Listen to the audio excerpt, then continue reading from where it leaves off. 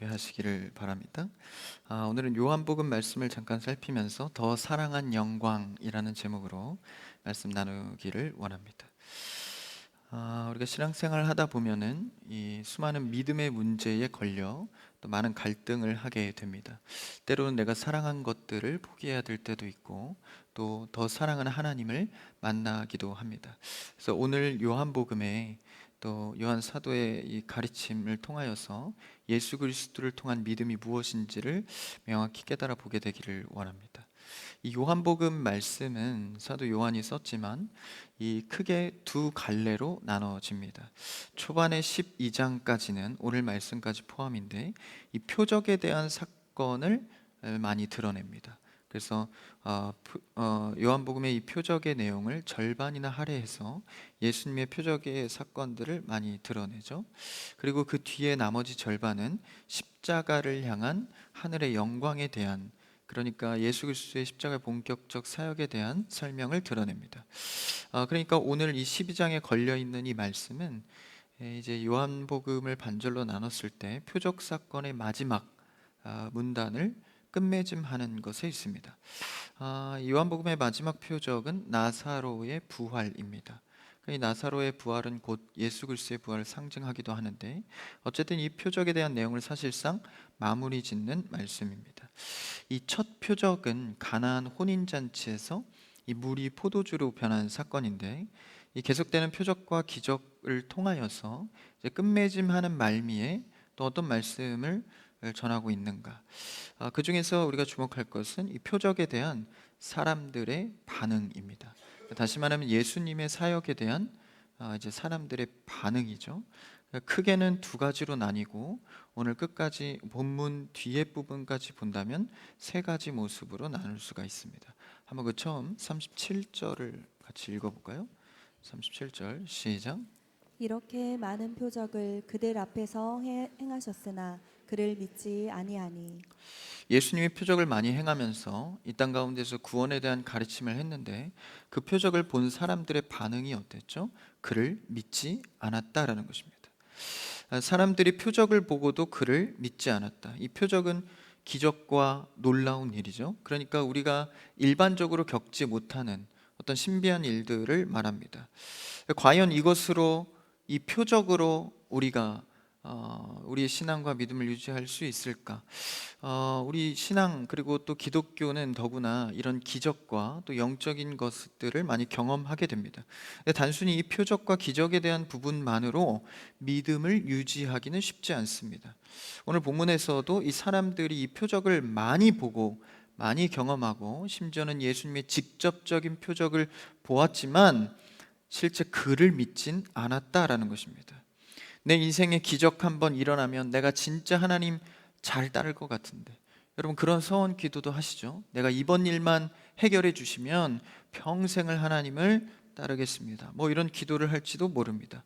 그런데 생각해 보면 정말 기적 몇 번으로 하나님을 믿고 따를 수 있을까요?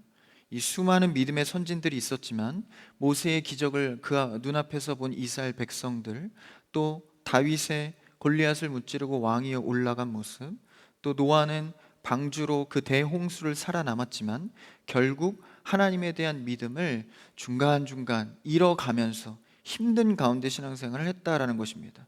예수님의 제자들 역시 마찬가지입니다. 그래서 한 번의 기적, 아니 몇 번의 많은 기적을 봤다 할지라도 예수님과의 관계가 상관이 없을 수도 있다라는 것이죠. 그래서 우리가 많은 기도를 통해서 기적도 바라고 응답도 바라지만 정작 예수님과의 관계에는 관심이 없는 그런 모습들이 우리 신앙 가운데 얼마든지 있을 수 있다라는 것이죠. 인간관계도 이런 식으로 생각을 해보면 여러분들의 가장 가까운 친구나 뭐 가족, 그리고 또 신앙인들이라면 주변 성도들, 그들의 관계가 깊어지고 친해지고 신뢰할 만한 관계가 된 것을 생각해 보면 어떤 기적이나 놀라운 일들 때문에 발생한 관계는 아닐 것입니다. 가족도 이 혈연 관계죠. 근데 부모님이 내가 원하는 부모, 내가 원하는 자녀가 되어야 내가 그를 신뢰하고 관계하나요? 그렇지 않죠. 못나도 미워도 어쨌든 그 관계는 이어져 갑니다. 신뢰하고 믿고 따르는 것에는 기적만 필요한 것은 아니다라는 것이죠. 그럼에도 우리의 신앙은 뭔가 그 결론이 기적으로 치달아야 될 것 같은 이런 생각들 때문에 종교를 어떤 의식처럼, 그리고 응답만 받으면 끝날 것처럼 생각합니다. 그래서 37절은 굉장히 그 반응을 선명하고 직접적으로 이렇게 많은 표적을 그들 앞에서 예수님이 행하셨으나 예수님을 믿지 않았다라는 것입니다.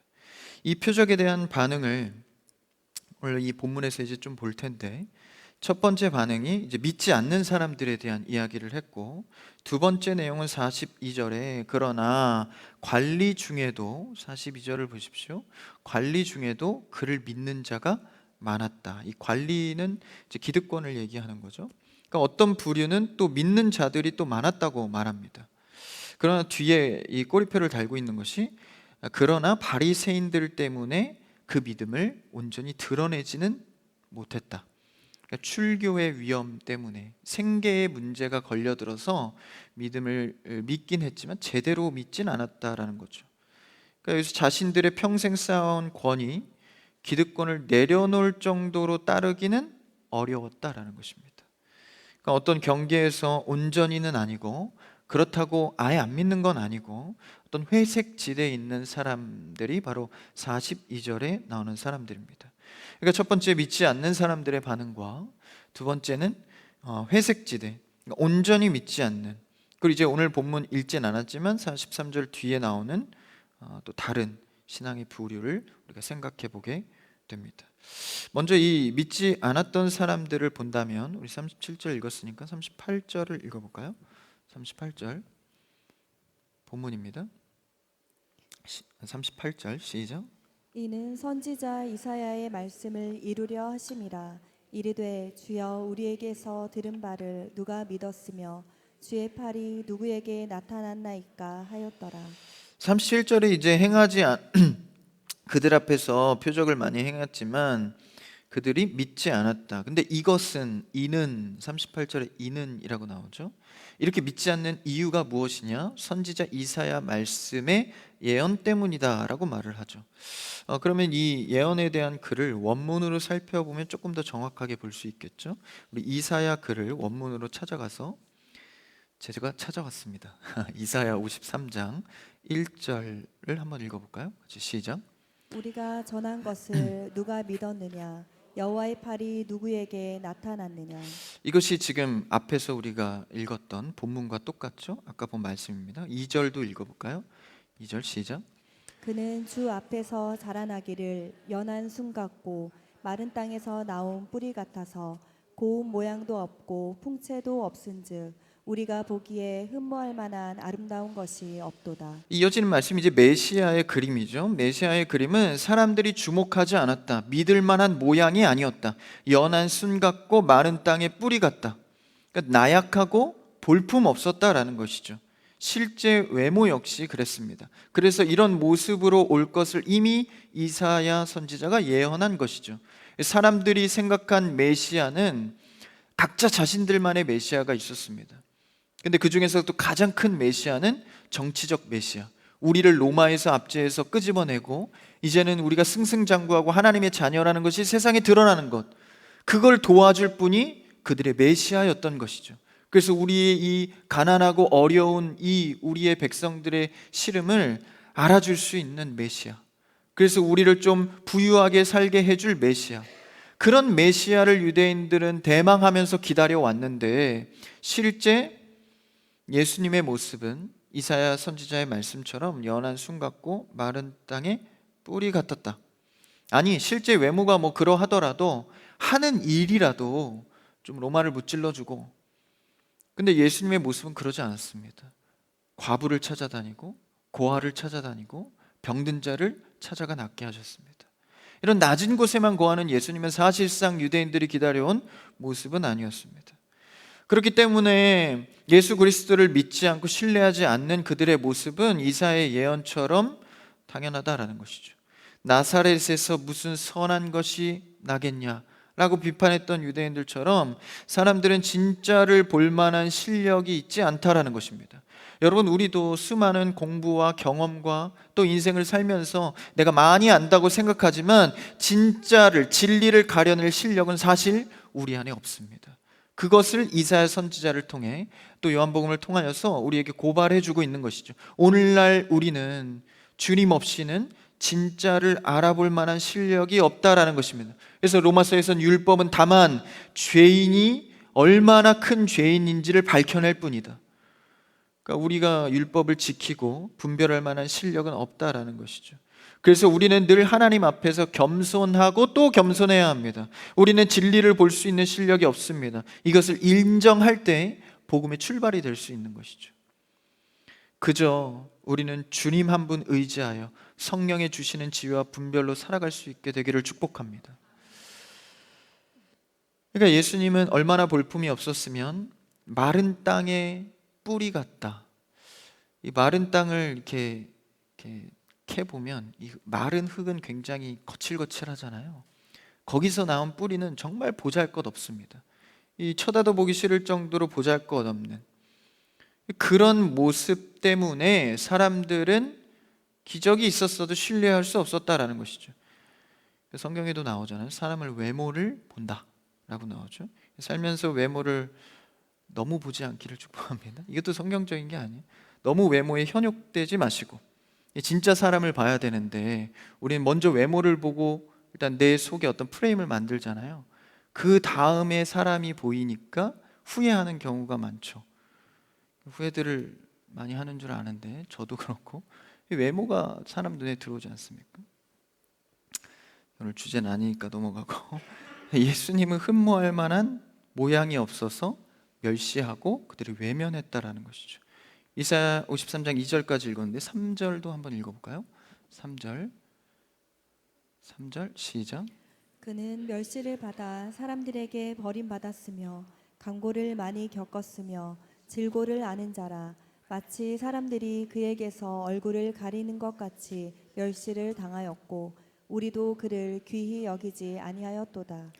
마른 땅의 뿌리 같은 예수님을 멸시하였고 외면했으며 귀하게 여기지도 않았다라는 것이죠. 어쩌면 우리도 신앙생활 하면서 기적만 바라며 예수님과의 관계는 귀히 여기지 않고 나의 중심을 맞춘 신앙생활을 하고 있는지 모릅니다. 오늘 본문으로 다시 돌아와서 40절을 읽어볼까요? 40절 이사야의 말씀인데 40절 오늘 본문 40절입니다. 그냥 읽을까요? 시작. 그들의 눈을 멀게 하시고 그들의 마음을 완고하게 하셨으니 이는 그들로 하여금 눈으로 보고 마음으로 깨닫고 돌이켜 내게 고침을 받지 못하게 하려 함이라 하였습니다. 이 글을 읽으면 마치 하나님께서 일부러 눈을 가려서 못 알아보게 했다라고 들리지만 이건 하나님께 책임이 있다는 말이 아니고 인간에 대한 특징을 말하는 것입니다. 하나님께서 인간을 지으시고 이 죄 때문에 바뀌어진 이 사람의 성향 무엇입니까? 바로 진리에 대한 무지입니다. 분별할 수 없고 알아볼 수 없는 우리에 대한 모습이죠. 인간에 대한 무지를 말하고 있습니다. 요한복음에서 계속되는 그 표현을 보면 강조되어지는 표현을 보면 그들이 알지 못하더라. 그들이 깨닫지 못하더라. 인간의 무지를 말해주고 있는 것이죠. 그러나 이 무지 속에 그리스도를 믿지 못했던, 아니 따르지 못했던 더 강한 이유는 무엇입니까? 그들의 영광, 자신의 권위가 더 우선이었기 때문입니다. 그 얘기를 정확하게 43절에서 하고 있는데요. 43절을 읽어볼까요? 43절 성경책으로 시작. 그들은 사람의 영광을 하나님의 영광보다 더 사랑하였더라. 그들은 사람의 영광을 더 사랑했다라는 것입니다. 그러니까 예수 그리스도를 알아보지 못하고 말씀을 깨닫지도 못했다라는 것이죠. 여러분, 우리는 하나님 영광보다 사람 영광, 나의 영광을 더 사랑할 때 영의 눈은 가려지는 것입니다. 우리는 하나님을 더 사랑하는 신앙생활이 되기를 축복합니다. 이게 굉장히 중요한 것이죠. 이 결단과 신앙 고백을 통해서 내가 무엇을 보게 되느냐, 보지 못하느냐가 갈린다라는 것입니다. 사실 우리의 신앙생활은 매우 심플합니다. 단순합니다. 오늘 말씀에서도 주어지는 두 개의 영광이 있죠. 43절에 자신의 영광과 하나님의 영광입니다. 사실 우리의 인생의 모든 문제는 결국 이 두 가지 문제로 서게 됩니다. 하나님의 영광을 위해 살 것인가, 나의 영광을 선택할 것인가. 무지와 하나님을 하나님으로 보지 못하는 일들 때문에 나의 영광을 위해 살아가는 이런 모습들. 그래서 예수님은 병자와 죽은 자를 살리는 표적을 보였지만 자신의 영광을 놓지 못했던 그들이 이 표적을 보고도 예수님을 보지 못했다라는 것이죠. 심지어는 배척한 것으로 끝이 아닌 주님을 십자가로 내몰아 버리는 적극적인 반역의 죄를 지었다라는 것입니다. 우리도 단순히 예수님 믿는 게 힘들고 믿음이 흔들릴 수 있는, 그러나 이것이 지속되면서 극단적으로 가면 결국 십자가에 예수님을 몰아붙이는 적극적인 반역자가 될 수 있다는 사실입니다. 여러분, 우리는 나를 위해 사는 영광의 길을 멈추시고 돌아보시고 다시 한번 오늘도 하나님의 영광으로 돌아설 수 있는 여러분 되기를 축복합니다. 돌아서는 일들이 굉장히 중요한 것이죠.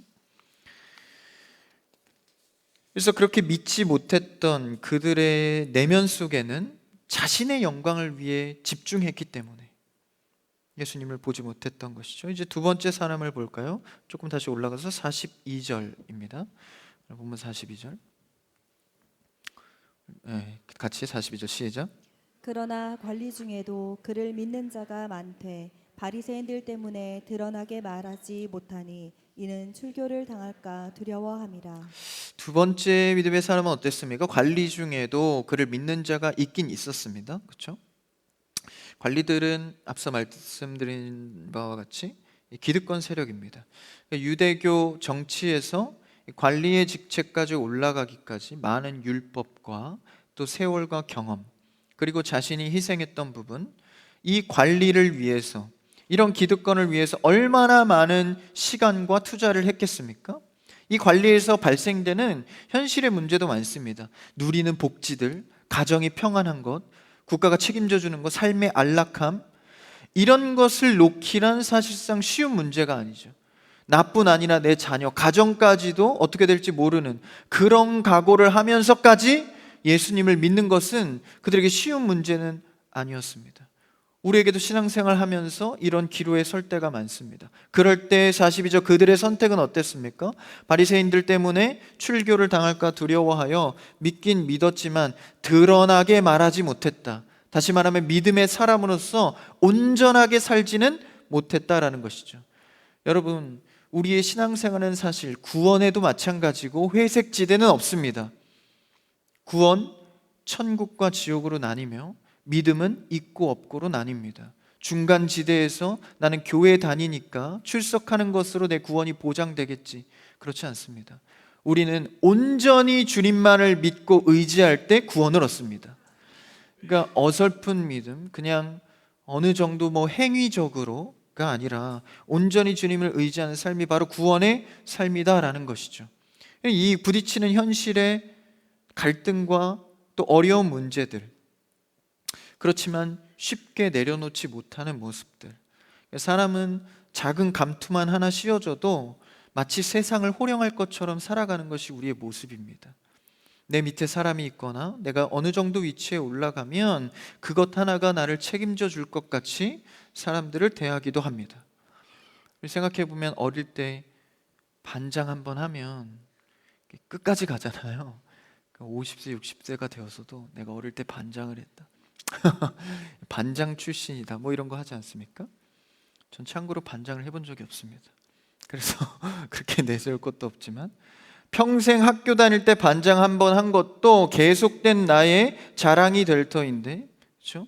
근데 그런 것들을 사람들이 또 요구하고 또 자랑스러워합니다. 그의 성품과 그가 학창 시절에 어떤 학교 생활을 했는지보다 어떤 권위와 감투로 생활했는지를 더 궁금해하는 것이죠.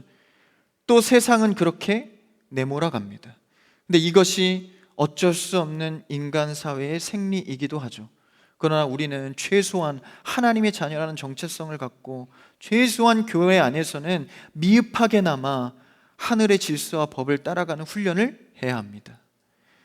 그대로 이 질서로 직분이 계급화되어서 세상의 감투와 다를 것 없이 영혼을 대하고 있다면 서로 상처 주고 서로 상처를 주고받고 사고 터지고 교회 안에서 어려운 일들을 겪게 됩니다.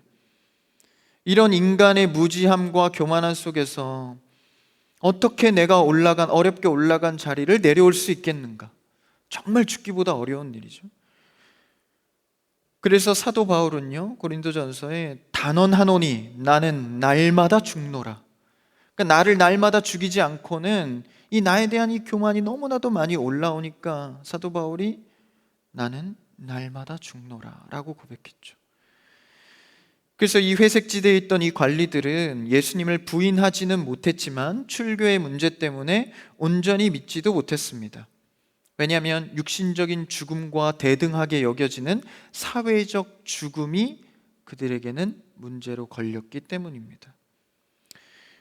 우리 예수님을 믿는다고 하면서 사회적 죽음 같은 극단적인 상황을 오늘날 맞이하지는 않습니다.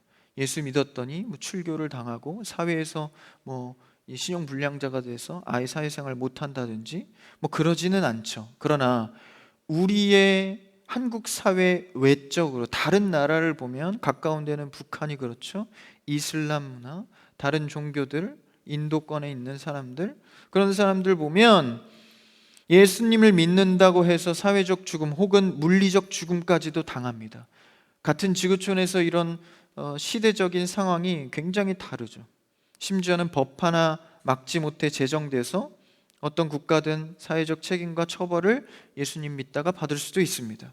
지위를 잃어버릴 수도 있는 것이죠. 그러니까 예전의 시대에 있었던 일만이 아니라 오늘날에도 충분히 일어나고 있고, 우리 한국 사회에서 너무나 많은 은혜를 받아서 감각이 무뎌졌지만 실제 예수님을 믿는다고 사회적 죽음과 어려움을 겪게 되는 고초들은 많이 있다라는 것이죠. 작게는 직장에 가서 내가 신앙인이라고 했을 때 불리할까 유리할까를 먼저 계산해서 그 포지션을 먼저 생각하는 것처럼 이런 일은 우리 세대가 아니어도 또 다른 세대에서 나도 얼마든지 가능할 수 있다는 것이죠. 앞서 코로나 앞에 무너진 예배와 신앙을 핑계대면서 그것에 안주했던 그런 모습들도 다 마찬가지입니다. 정말 우리가 죽음 앞에 각오한 하나님의 영광을 위해 사는 자들인가? 우리는 오늘 말씀을 통해서 다시 한번 돌아봐야 합니다. 나는 오늘도 자신 있게 복음의 앞줄에 서서 앞장서서 신앙생활을 하는 자인가? 오늘 본문에 잘 얘기해 주고 있죠. 그러니까 오늘 나오는 이 관리들이 이러한 믿음을 보고 사도 요한이 이렇게 평가한 것입니다. 43절을 한번 다시 읽어볼까요? 43절 시작. 그들은 사람의 영광을 하나님의 영광보다 더 사랑하였더라. 그들의 사도 요한의 평가는 무엇입니까? 사람의 영광을 하나님의 영광보다 더 사랑했다. 내려놓지 못했던 것, 자신의 욕망과 자신이 세워오는 업적이 예수님도 너무 귀하지만 이거를 내려놓을 수 없는, 그럼 정말 이것이 예수님을 온전히 따르는 삶인가? 사람의 영광을 하나님의 영광보다 더 사랑하였다. 우리는 날마다 이 영광 사이에 서 있습니다. 그리고 수많은 문제를 맞이하게 됩니다. 여러분, 이 두 영광 사이에서 어느 자리를 선택하며 사시겠습니까? 사도 바울처럼 우리는 주의 영광을 위해 내가 날마다 죽는 신앙생활이 되기를 축복합니다. 그래서 우리 이 고백을 따라서 찬양 하나 같이 하기 원하는데요. 주 달려 죽은 십자가, 이 가사가 우리의 신앙을 결단하게 합니다. 우리 이 가사의 고백으로 함께 찬양합시다.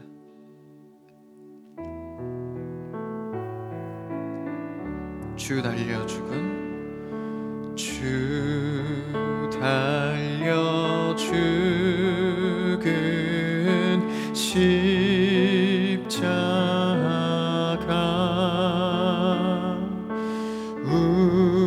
우리가 생각할 때에 세상에 속한 욕심은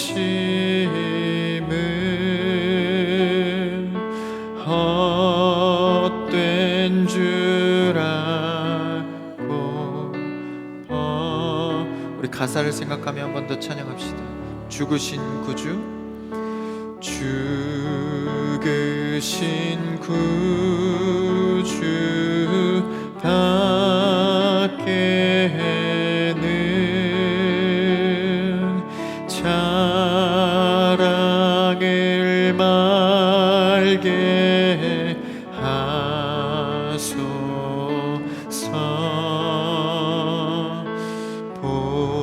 보혈의 공로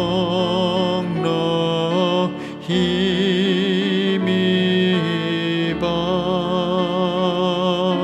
교만한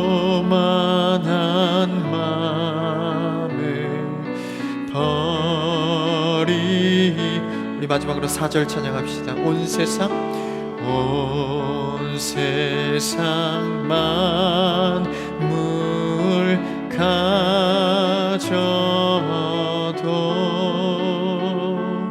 주 은혜 못 갚겠네.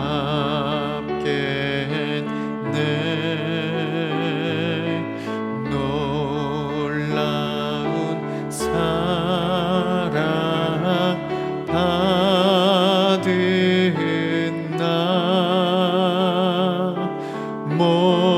몸으로 제물 삼겠네.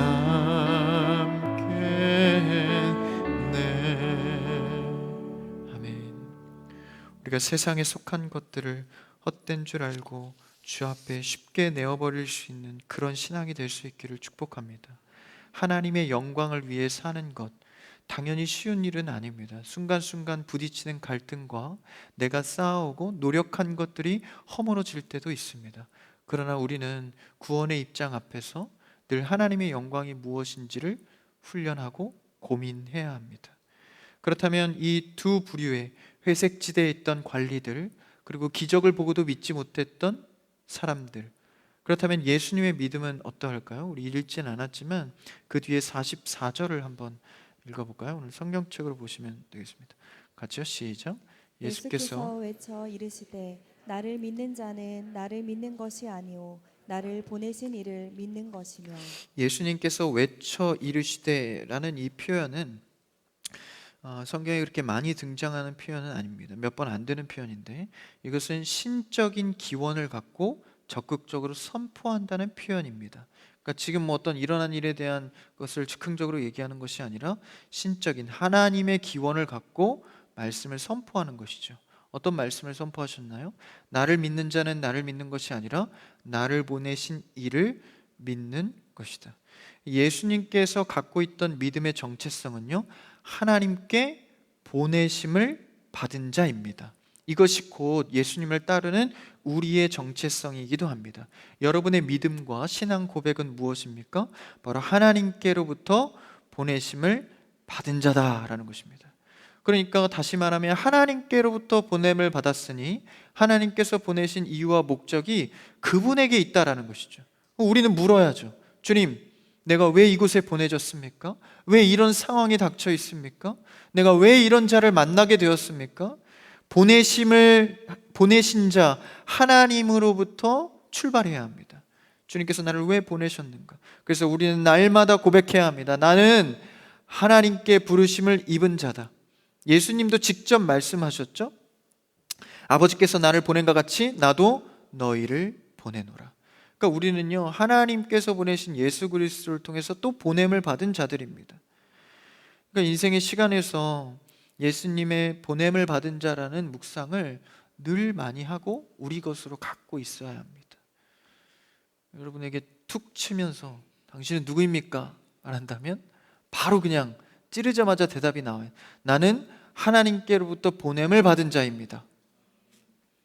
그게 우리의 정체성인 거죠. 예수님이 가르쳐 주신 말씀입니다. 세상에 끌려다니고 어쩔 수 없이 된 일인 것 같고 상황 때문에 흘러온 것 같고 때로는 세상 사람들은 우연이라고 말하며 운명에 맡기지만 우리는 끌려온 것이 아니라 다시 명확하게 하나님께로부터 정확히 부름을 받았다라는 것입니다. 보내심을 받았기 때문에 누구든 내 영광이 아니라 온전히 보내심을 보내준 자, 하나님의 영광을 위하여서 살아간다라는 것이죠. 그래서 우리는 이 정체성을 회복해야 합니다. 나는 그리스도로부터 보냄을 받은 자다. 여러분, 이번 기도할 때 그 정체성이 회복되기를 축복합니다. 그래서 예수님께서 그 말씀을 이어가시는데, 한번 뒤에 좀 넘어가서 49절을 한번 읽어볼까요? 49절 시작. 내가 내 자의로 말한 것이 아니오 나를 보내신 아버지께서 내가 말할 것과 이를 것을 친히 명령하여 주셨으니. 심지어는요, 내가 살아가는 모든 발걸음 하나하나도 그가 행하신 것이 없었다. 결국 하나님의 말씀, 우리에게는 성경대로 이루려 하심이라. 여러분, 우리는 그렇기 때문에 성경대로 우리의 인생이 이루어지기 때문에 늘 말씀에서 우리의 인생의 길을 찾아야 하는 것이죠. 어렸을 때부터 아이들에게 문해력이 뛰어나지 않아도 시편과 잠언을 날마다 읽히는 가정 되기를 축복합니다. 계속 읽혀야 되는 거예요. 왜냐하면 내 인생의 주인이자 내 인생의 정체성은 다 성경 안에 있기 때문에 예수님도 그의 인생이 하나도 자신의 의로 된 것이 없다. 말씀을 이루려 합니다. 그리고 나아가 모든 것이 실제 그렇게 되어져 갑니다. 그래서 이 교회와 이 신앙의 선진들을 통한 역사를 보면, 성경시대 이후에 이제 교회 역사를 보면 정말 없어질 것 같이, 무너질 것 같이, 성도들이 다 사라질 것 같이 그런 역사들이 많았지만 수천 년 시간 동안 단 한 번도 사라지거나 없어진 적이 없습니다. 개혁해서라도 다시 세워지는 게 교회입니다. 그렇듯 우리의 인생도 하나님의 말씀대로 영원한 것들로부터 그렇게 되어집니다. 그러니까 우리가 그 말씀을 신뢰하지 않으면 결국 내 뜻대로 살아가게 되는 것이죠. 여러분, 말씀의 뜻대로 결국 이루실 분이 하나님이시기 때문에 말씀을 끝까지 신뢰하는 여러분 되기를 축복합니다. 50절도 한번 읽어볼까요? 마지막 절 50절 시작. 나는 그의 명령이 영생인 줄 아노라. 그러므로 내가 이르는 것은 내 아버지께서 내게 말씀하신 그대로니라 하시니라. 결국 말씀하신 대로 그대로 살아갈 뿐이다. 이것이 우리가 살아가야 할 믿음의 태도입니다. 우리는 말씀이 그러하니 그대로 살아갈 뿐인 것이죠. 믿지 않는 자, 회색지대의 경계에서 내 영광을 내려놓을 각오가 없는 자, 그래서 그냥 안주해서 그저 그런 신앙에 머무르는 자, 그러나 오늘 예수님의 믿음과 가르침 속에는 모든 것은 주님께서 보내주셨다는 것을 믿고 그분의 말씀대로만 살아가는 것, 그럼 이것이 가장 영광된 믿음의 모습입니다. 우리는 때론 내가 죽어나갈 것 같은 희생과 고통을 맞이할 때도 있습니다. 주님을 믿는다는 이유로 겪어야 될 어려움도 있을 수 있습니다. 또 선택해야 할 갈등의 크고 작은 삶의 모습들이 있습니다. 그러나 우리는 그 경계의 선에서 좀 더 주 앞에 정직해져서 내가 내려놓고 회개할 부분이 있다면 더 진실하게, 그냥 교회 다니고 어느 정도 신앙생활 했다고 안정적으로 생각하는 것이 아니라 내 모습을 말씀 앞에 더 진실하게 비춰서 나는 오늘도 회색 지대에 있는 것은 아닌가, 온전히 믿지 않는 태도로 주님과의 관계없는 기적만 보고 응답만 바라며 사는 삶은 아닌가. 오늘 이 밤 기도할 때 그 정체성이 예수님의 믿음이 회복되기를 축복합니다. 그래서 오늘 찬양 가사의 고백처럼 나의 영광은, 헛된 욕심은 헛된 줄을 알고 내려놓을 수 있는 결단이 있기를 바랍니다. 하나님의 영광의 자리에 날마다 거하는 성도로서 여러분을 통하여서 하나님의 영광이 드러나지고 하나님의 복음의 열매가 더 세워지는 그런 역사가 있기를 축복합니다. 그래서 우리의 고백은 날마다 주님, 그리스도의 믿음을 따라 나는 그리스도에게 보냄을 받은 자다. 그 정체성으로 우리의 삶의 수많은 갈등과 문제와 어려움들을 믿음으로 승리해 나가시기를 주님의 이름으로 축복합니다.